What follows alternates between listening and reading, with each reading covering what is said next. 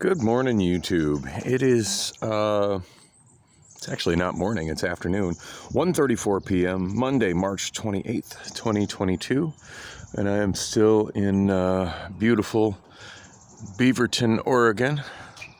I love that there's so many pink trees here. And just little patches between developed areas of unspoiled natural creeks and trees and stuff. So the plan for today, actually, I'll get to that. First thing I want to show, I think I mentioned that I went to Goodwill yesterday. Yeah, in my last video, or the video before that, I showed my Target bag and said that I'd gone shopping to a handful of places. Anyway, I did go to a Goodwill, and I went to a Goodwill looking for specifically looking for like a backpack or a shoulder bag. I've got my suitcase with me. It's not even my suitcase. It's the one I found on the canal that has all the person's private stuff in it. I really wanted to get the whole suitcase back to the guy. I haven't succeeded in figuring out how to get a hold of him. At this point, I just needed a suitcase. I put everything that was in it that says private stuff into a box. I just desperately needed a suitcase of that size. Anyway, moving on. Yeah, the suitcase I have of that size is at Bullock's, all full of my stuff. And from the time I decided I was coming to Oregon to the time I had to leave, there was, Bullock's was closed. So anyway, I digress. So I needed something small to carry the stuff I was in, because I didn't have any grocery bag. Well, I had a single grocery bag. The guy at the Asian market could clearly give a shit less about the Oregon policy on plastic bags. So the candy that I bought, do you want a bag? I'm like, sure. And he threw it in a bag. So it's like, yeah, a bag would come in handy. I'm carrying some stuff at this point. No extra charge, at least I don't think it was. It was maybe baked into it, but I doubt it. Anyway, I bought like 4 CDs, and I bought I don't have them on me, but I bought an original pair of iPhone earbuds in the carrying case that winds up the cord.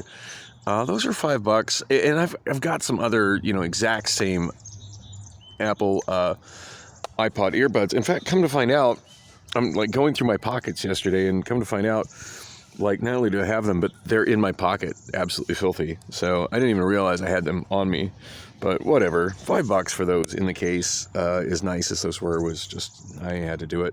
And then I got these for $10. Never heard of the brand, and my phone doesn't want to focus on it. It's a Taotronics, Taotronics. Yeah, it's really hard to open the case, even more so than my last pair. But yeah, Bluetooth wireless earbuds. Again, never heard of the brand, but in a nice case, they're complete, and they work great. I kind of took a gamble on them at $10, although I do have my receipt. I could have conceivably returned them, but my window for returning them, since I'm presumably leaving Oregon soon, is anyway, they're a little bit older, so they use micro USB instead of USB-C, which is not a problem. I got plenty of devices still using micro USB, and I expect I probably always will, since I tend to keep devices and run them forever. So this path that I'm going down, now on a completely different subject. Oh, look, there's some ducks. On a completely different subject. One thing I'm frequently talking about on this vlog. Oh gosh, look, there's a squirrel. I just love all the wildlife out here. It's awesome. Not that Phoenix doesn't have it. It's just different.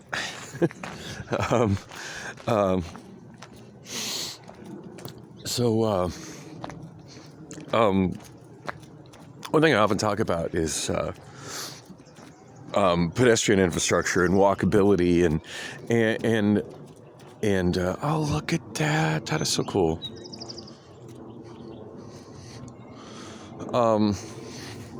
Walkability and bikeability, and the ability to get around places if you're on a bike or an electric scooter or on foot without without being like right adjacent to speeding cars. Not even speeding, but I mean doing the speed limit on a stroad at 45, 50 miles per hour when you're right next to that as a pedestrian is a very unnerving experience. And all it takes is for them to get take their hand off the wheel for a moment if they've got bad alignment, and they're on the sidewalk, and if you're the pedestrian, you're dead. So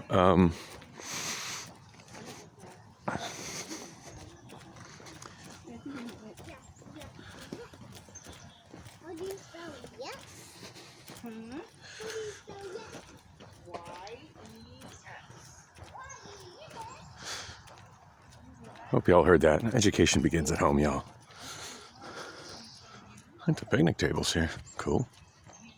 Moss on the trees. That's adorable. I'm assuming grandma there teaching the little one how to spell 3-letter words.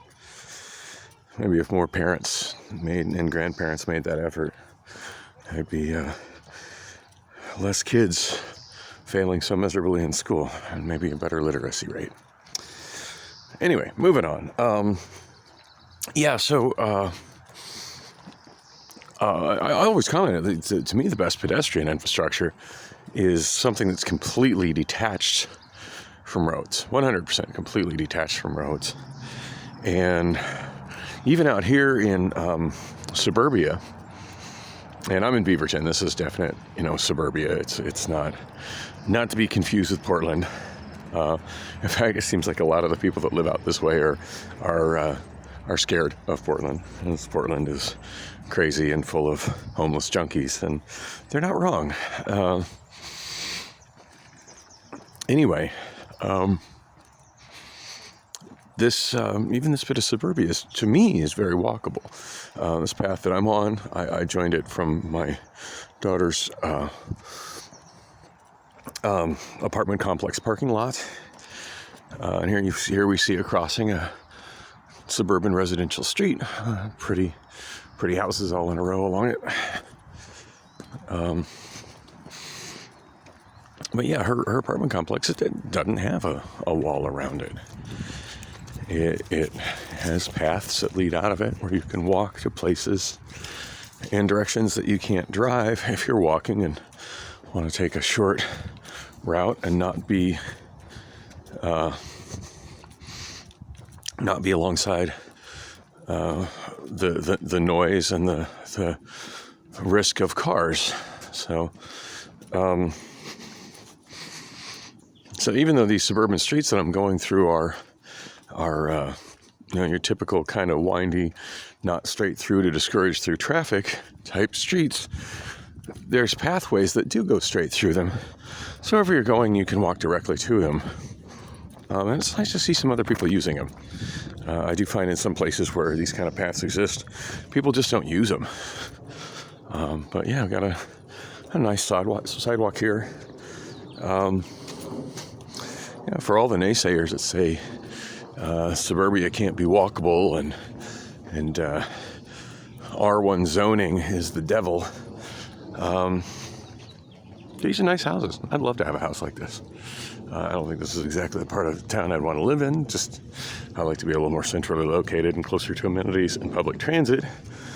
And the public transit right here is, it's not bad. It's a 20-minute walk to the light rail.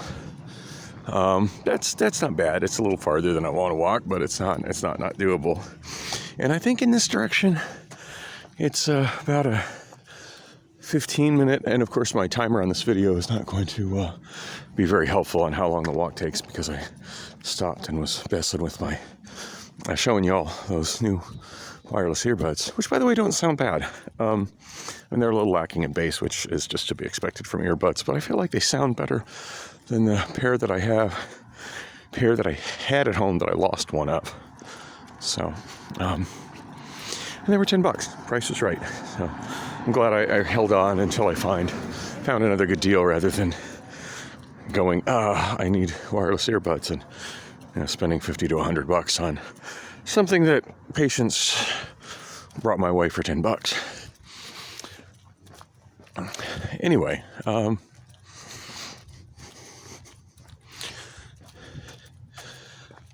Waterhouse and Mission Oaks Drive. These are some really beautiful houses in this neighborhood. I asked my daughter if she'd even walked up into this neighborhood, and she said no. It's like, you need to check those houses out. They're like freaking castles. But in fact, there's one that has architecture very much like a castle. I forget where it is, but I feel like it was on this walk. This is more or less the walk that I took on, I want to say Friday, coming back to her place. Yeah, definitely Friday. I didn't shoot much video here in Oregon Friday just because I was just so... I was low on battery. That was the biggest deal. I was really low on battery, but also low on space. But mostly I was low on battery. In fact, I kind of trying to come back the route that I'm walking right now to her place. I ended up walking quite a ways out of the way because I missed the last turn there where I first saw the ducks and the squirrel. I missed that turn to that path because my phone had died and I wasn't able to see where the path is in the GPS. There's the one I kind of thought looked like a castle. I can only imagine how many millions these houses cost. And I haven't even got on Zillow to look to see what homes in the area are selling for. I don't even want to ruin the magic right now. Right now, crashing on the floor at my daughter's place is free, and that fits my budget. And if I ever was to move to Portland or spend an extended period of time in Portland, which I'm still on the fence as to whether this should turn into. Don't get me wrong there. 'Cause I'm really, really unhappy in Phoenix these days. Anyway. Yeah, if I was to, I think I would probably get myself a tent and just go full fucking Portland. But I've been discussing the whole Portland homeless phenomenon with my daughter, and she has a little experience with homelessness.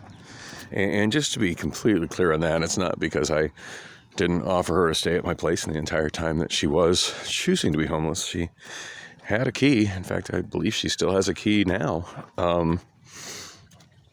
But just didn't, she wanted her independence, and that's essentially what it was.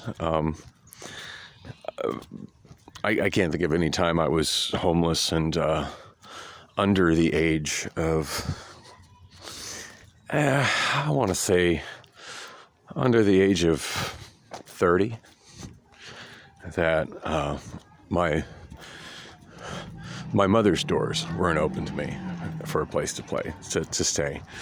It generally speaking was just not where I wanted to be. I wanted my freedom, and that to me is completely understandable. Okay, that okay to cut roots on the sidewalk is totally familiar to me.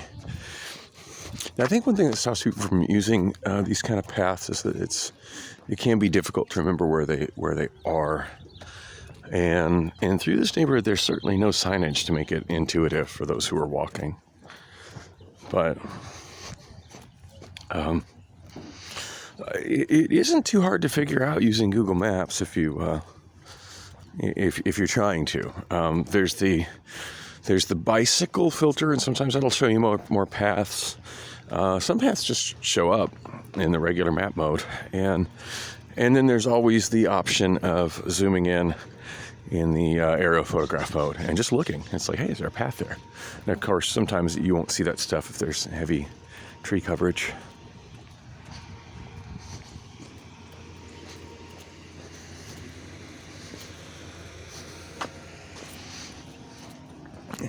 Amazon driver working hard.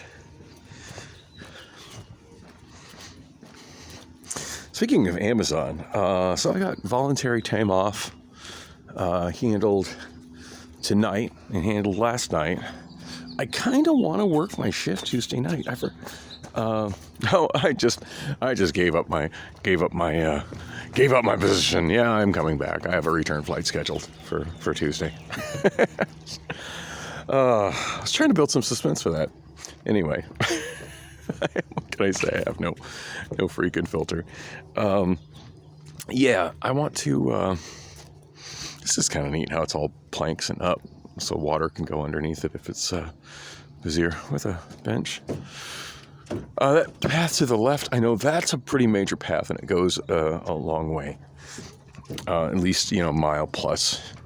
But the one I walk through, as windy and crazy as it seems, is the shortest, most direct route over this way from my daughter's place.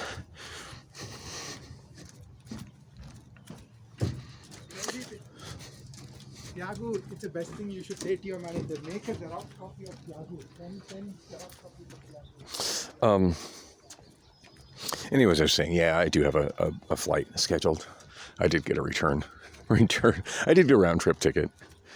Not trying to upend my life that much right now yet.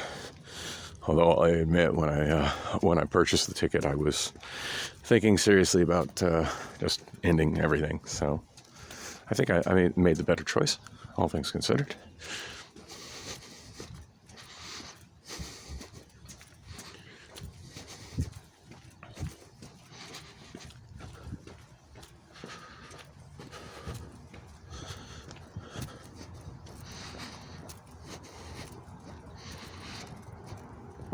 I do honestly find it interesting that there's so many nice areas through here, and there's absolutely no homeless people camping in them here. And it's my understanding that just Beaverton police doesn't play around with that stuff. They will arrest people for trespassing, and the homeless people don't like that. So where we're coming out of this path, as you can see, it's a private driveway going straight ahead, but there's a path that continues on the left, and that path takes you all up to the major street, which you can see traffic on. And I forget the name of that street. And I believe there's a freeway right behind it that we're seeing faster traffic on. I do like some of those places there are signs on it. Like here we have Waterhouse Trail, street connection to Bronson Road, and some and here it's telling me to turn right and go down that street, and then it'll continue the Waterhouse Trail on the other side of the freeway, Highway 26.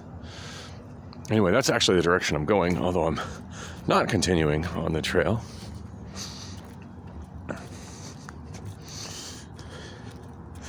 So I guess that bit of trail, bit of pathway on the left along the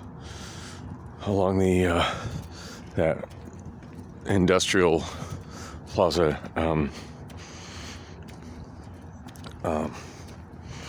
driveway there, that's just a happy accident.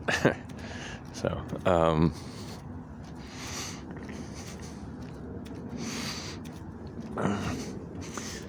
because I could see me needing to go up to that major street and then head left, whatever the hell the name of that major street is.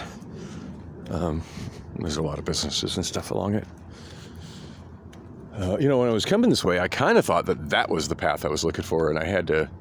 And here I can see that it's obstructed, but the view of it from the sidewalk, because I was coming at it the other direction, the view of it from the sidewalk here kind of makes it look like it might have been that path I was looking at, and I had to bust out the GPS to see, hey, am I there yet? Oh, nope, I'm not.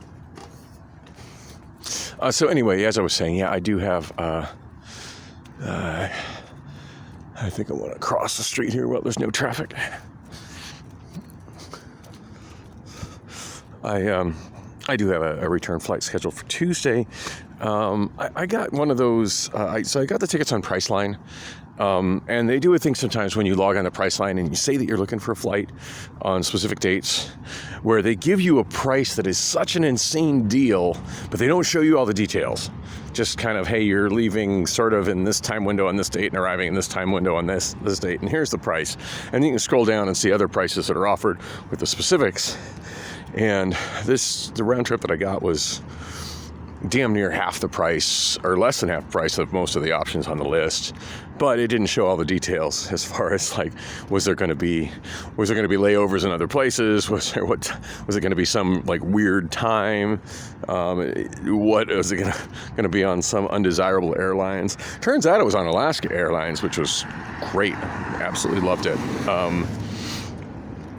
I was kind of puzzled when they came through with drinks, and I'm like, yeah, what do I got to pay for what? And they're like, it's free. There's a list right there. And I'm like, oh, sorry. Last time I flew Frontier. I had to pay if I wanted a drink of water. So I just kind of got a chuckle out of that. And I ended up having just one small Coke. I certainly could have got more free drinks, but just I kind of say it on other stuff. So I see buses sometimes rolling around with let's say TriMet as hiring. They don't show join our team on the back. They don't show a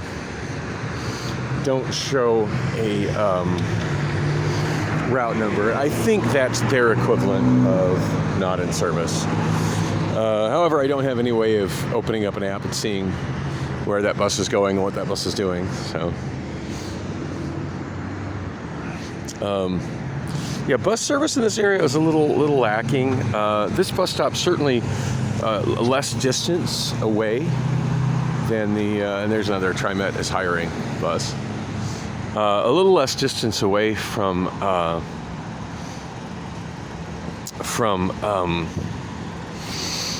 the light rail from my daughter's place.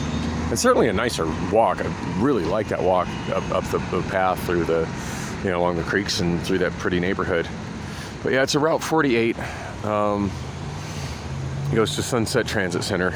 And at Sunset Transit Center, I'm not limited to just the blue Max line. I can take the blue or the red on into downtown Portland. I feel like I just missed my walk signal. This is something I find kind of frustrating. I see a lot of suburban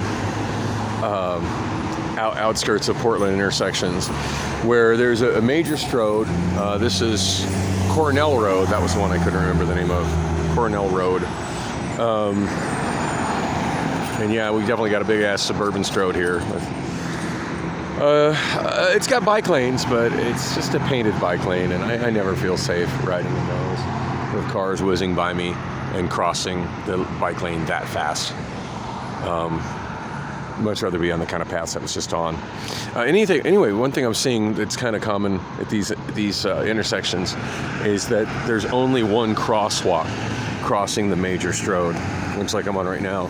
Like on the other side of Bethany Boulevard, Bethany Court, no crosswalk, and you've got a sign like that with that funny little frame. They're always in that silly, almost always in that funny looking frame too that says crosswalk closed.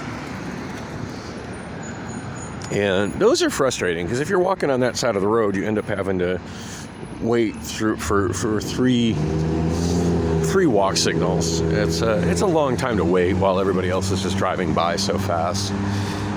If anybody should be waiting, it seems to me it should be the people who are driving, because all they got to do to make up for that lost time is just push their right foot down. Whereas a person that's walking, you're already going pretty slow. You need all the edge you can get. Anyway, I was going to give more details on what's going on. Flying back Tuesday. It's a little bit later than I can go directly to Amazon. I'd really like to work that night, so I'm going to figure out how to contact Amazon and facilitate that. I would imagine I can. I just don't really know how to do it in the A to Z app. I'm actually thinking about going to an Amazon warehouse and seeing if I can actually talk to the HR personnel there. I don't know if that's allowed, but I think I'm going to go to the Amazon, one of the Amazon warehouses that I found, and just see if that's an option. Anyway, thanks for coming with me on the walk. And I'm at Burger King. I'm hungry. I need something to eat.